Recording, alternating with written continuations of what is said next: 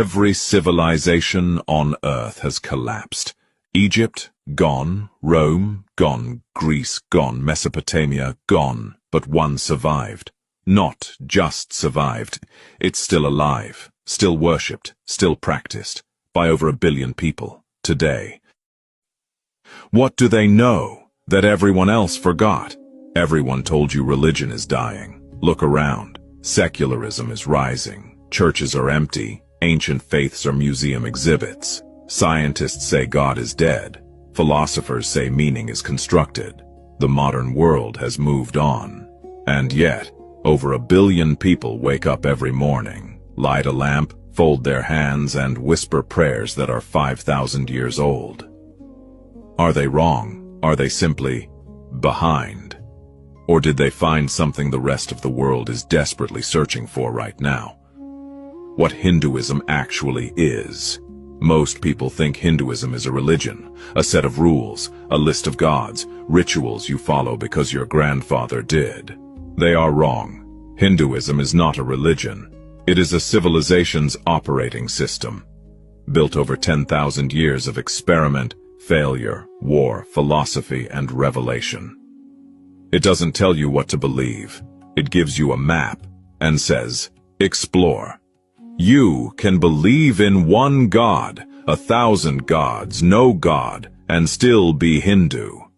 Name one other tradition on earth that says that. What they solved that we're still trying to figure out.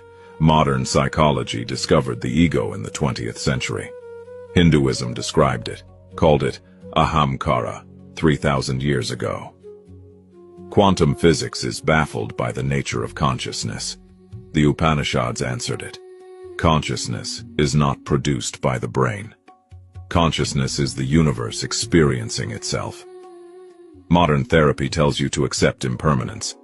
The Bhagavad Gita gave Arjuna the same teaching on a battlefield 5,000 years ago, and called it liberation. While the West was still figuring out that the earth was round, ancient India had already calculated the speed of light, the age of the universe, and the cyclical nature of time. They weren't primitive, they were early. Why people from every corner of the world are converting quietly. Something strange is happening right now. In Silicon Valley, in Berlin, in Sao Paulo, in Tokyo. Doctors, physicists, psychologists, artists, people with no Indian blood, no Indian family, are quietly turning toward Hinduism.